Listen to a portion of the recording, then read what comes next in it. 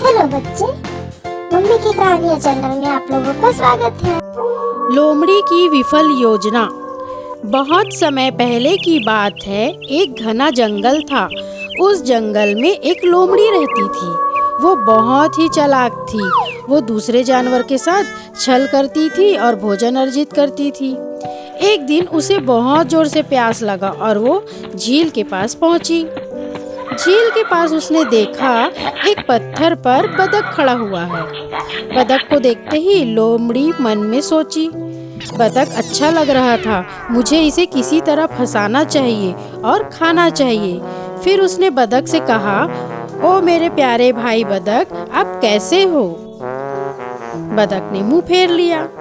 लोमड़ी बतख से कहने लगी, कल रात भगवान मेरे सामने प्रकट होकर मुझसे कहा कि जंगल के सभी जानवरों तथा पक्षियों से मित्रता कर लो, इसलिए मैं तुमसे मित्रता करने की कोशिश कर रहा हूँ।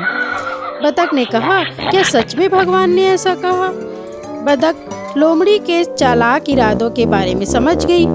फिर भी उसने लोमड़ी पर विश्वास करने का ढोंग किया और कहा, अच्छा ठीक है, मैं तुम्हारा दोस्त बनने को तैयार हूँ, परंतु मुझसे मित्रता करने से पहले तुम्हें इस झील में रहने वाले मगरमच्छ से भी दोस्ती करनी होगी।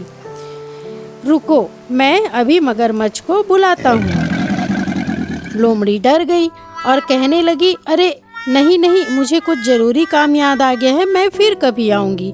ये कहकर लोमड़ी वहां से भाग गई। बतख ने कहा, अरे लोमड़ी को इस तरह भागता देखकर बतख मुस्कुराने लगी।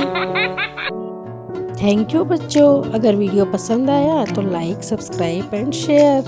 बाय।